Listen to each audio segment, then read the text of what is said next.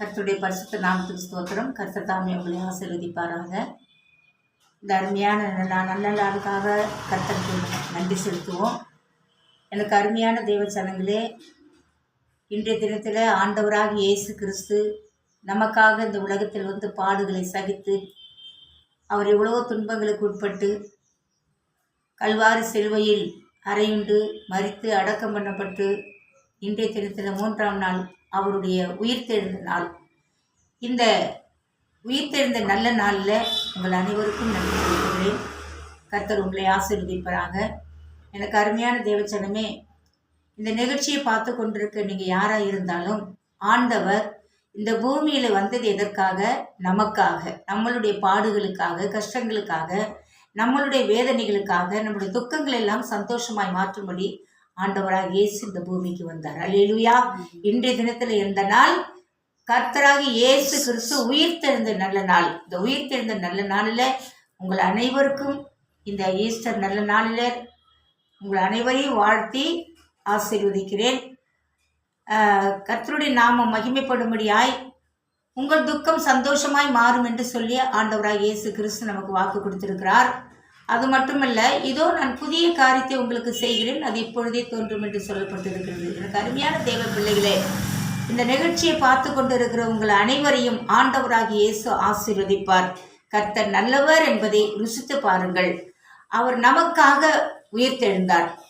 இதோ மரித்தேன், ஆனாலும் சதா காலமும் நான் உங்களோடு இருப்பேன். இதோ மரித்தேன், சதா காலமும் நம்மளோடு இருப்பேன்னு சொல்லி வாக்கு கொடுத்திருக்கிறார்.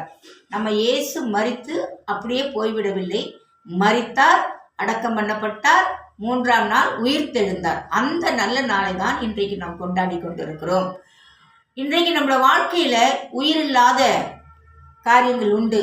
உயிர் இருந்தும் உயிரற்றவர்களாக இருக்கிற காரியங்கள் உண்டு. ஆனால் கர்த்தராகிய இயேசு கிறிஸ்து இன்றைக்கு உயிர் தெரிந்த நல்ல நாளில் உங்கள் வாழ்க்கையில் இருக்கிற எல்லா விதமான மரண கட்டிலிருந்து கர்த்தர் விடுதலை கொடுப்பார். வியாதியிலிருந்து விடுதலை கொடுப்பார். அதற்காக தான் அவர் சிலுவையில் அறையுண்டார். தம்முடைய இரத்தத்தை கடைசி சொட்டு இரத்த வரைக்கும் நமக்காக அவர் சிந்தப்பட்டது. அல்லேலூயா. அந்த இரத்தம் விலையேற பெற்றது. இயேசு கிறிஸ்து ரத்தம் சகல பாவங்களை நீக்கி நம்மை சுத்திகரிக்கும் என்று சொன்ன வேத வசனத்தின்படி ஆண்டவராக இயேசு உங்களுக்காக அந்த சிந்தப்பட்ட அந்த ரத்தத்தை நீங்கள் விசுவாசித்து இரத்த கோட்டைக்குள் உங்களை ஒப்பு கொடுங்கள். ஆண்டவர் உங்களை ஆசீர்வதிப்பார். இன்னைக்கு மன கசப்போடு நீங்க யார் இருந்தாலும், ஒருத்தருக்கு ஒருத்தர் விரோதமான ஒரு காரியத்தில் இருந்தாலும் ஒப்புரவாகி சமாதானத்தோடு சந்தோஷத்தோடு இருக்கும்படி ஆண்டவராக இயேசு உங்களுக்கு சொல்கிறார். அல்லேலூயா. நான் சமாதானத்தை கொடுப்பதற்கு தான் வந்தேன் என்று சொல்லியிருக்கிறார் ஆண்டவர். ஆமென். உங்களுக்கு சமாதானம், இந்த உலகம் கொடுக்கிற பிரகாரமான சமாதானம் அல்ல, என்னுடைய நித்திய சமாதானத்தை உங்களுக்கு வைத்து போகிறேன் என்று கர்த்தர் சொன்னார். அந்த சமாதானத்தை கொடுப்பதற்காக தான் இதோ இன்றைக்கு ஆண்டவராகி இயேசு கிறிஸ்து உயிர்த்தெழுந்திருக்கிறார். அல்லேலூயா. இந்த உயிர்த்தெழுந்த நாள்ல கர்த்தர் உங்களை ஆசீர்வதிப்பார். கர்த்தர் பெரியவர், பெரிய காரியங்களை செய்வார். நீங்கள் அனைவரும் ஆண்டவர்கிட்ட வாங்க. நீங்க தேவனை அறியாதவர்களா இருக்கலாம், அறிந்தவர்களா இருக்கலாம். முழு மனதோடு கர்த்தரை தேடுங்கள். ஆண்டவர் உங்கள் பட்சத்தில் இருந்து உங்கள் காரியங்கள் எல்லாம் அவர் கண்ணோக்கி பார்ப்பார். உங்கள் துக்கம் எல்லாம் சந்தோஷமாய் மாறும்.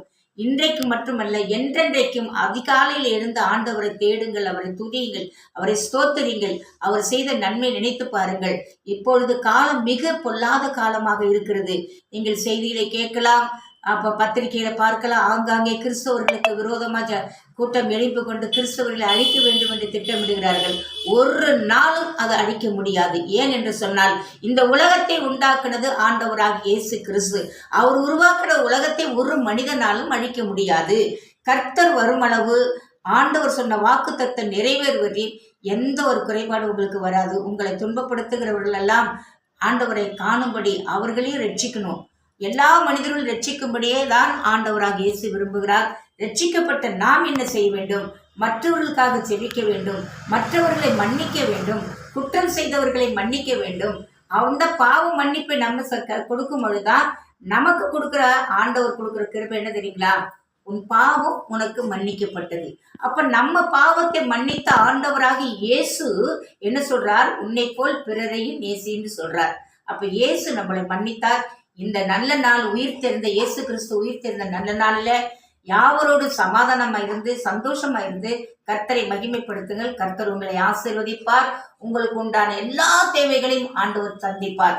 கர்த்தர் தாமே இந்த சாட்சியை கர்த்தர் ஆசீர்வதிப்பார். நானும் கடந்த வருஷத்துல உயிருக்கு போராடி ஹார்ட் ஆப்ரேஷன் பண்ணி நுரையீரல் பாதிக்கப்பட்டு பிழைக்க மாட்டேன் என்று சொல்லிவிட்டார்கள். ஆனால் கர்த்தராகி இயேசு கிறிஸ்து எனக்கு ஜீவனையும் பலனையும் கொடுத்து இன்றைக்கு அவருடைய உயிர் தெரிந்த நல்ல நாளிலையும் அவருடைய வார்த்தை கொடுக்கும்படியாய் ஆண்டவர் செய்திருக்கிறார். அல்லேலூயா. கர்த்தருடைய நாம மகிமைப்படட்டும். ஆண்டவர் சொல்கிறார் சங்கீதம் 20:4 அவர் உன் மன விருப்பத்தின்படி உமக்கு தந்தருளி உன் ஆலோசனை எல்லாம் நிறைவேற்றும் சொல்லியிருக்கிறார். எனக்கு அருமையான பிள்ளைகள், இந்த நேரத்துல நீங்க எதை நினைத்து கலங்கி கொண்டிருக்கிறீர்களோ, எதை நினைத்து வேதனைப்பட்டு கொண்டிருக்கிறீர்களோ அந்த சந்தோஷமாய் கர்த்தர் மாற்றுவார். உங்கள் இருதயத்துக்கு ஏற்றபடி அவர் செய்வார். நீங்கள் தேவனை பிரியப்படுத்துகிற முறையிலே நீங்கள் நடந்து கொள்ளுங்கள், செவியுங்கள், கர்த்தரை துதியுங்கள், சத்தியத்தை அநேகருக்கு போய் சொல்லுங்கள். நீங்க பெற்ற நன்மையான சாட்சிகளை பகிர்ந்து கொடுங்கள். கர்த்தர் உங்களை ஆசீர்வதிப்பார். நம் கண்களை மூடி ஜெபிக்கலாமா? எங்கள் அன்பின் ஆண்டவரே, இந்த ஆசீர்வதிக்கப்பட்ட நல்ல நாளுக்காக ஸ்தோத்திரிக்கிறோம் ஐயா. ஆண்டவரே, உடைய உயிர் தெரிந்த அந்த நல்ல நாளில் கர்த்தாவே நாங்கள் ஒன்று கூடி வந்து ஜெபிக்க இந்த வார்த்தைகளை மக்களுக்கு கொடுக்க நீர் கொடுத்த கிருபைக்கா ஸ்தோத்திரம்.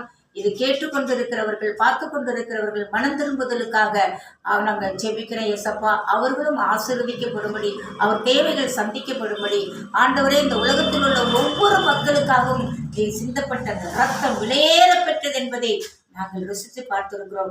நாங்கள் பெற்ற சமாதானத்தை இந்த மக்கள் பெற்றுக்கொள்ளட்டும். இந்த நிகழ்ச்சியை பார்த்து கொண்டு இருக்கும் பொழுது இவர்களுக்கு சமாதானம் உண்டாகட்டும், சந்தோஷம் உண்டாகட்டும், மகிழ்ச்சி உண்டாகட்டும். இவர்கள் துக்கங்கள்லாம் சந்தோஷமாய் மாறட்டும்.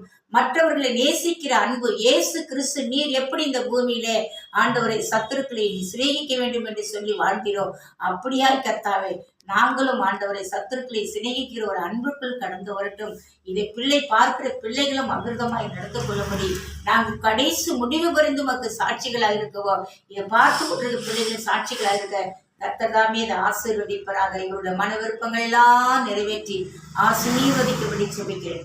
இயேசு கிறிஸ்துவின் நாமத்தினால ஜெபிக்கிறேன் எங்கள் ஜீவனுள்ள நல்ல பிதாவே, ஆமென். அல்லேலூயா, அல்லேலூயா. தேவனுக்கே மகிமை உண்டாகட்டும். ஆமென்.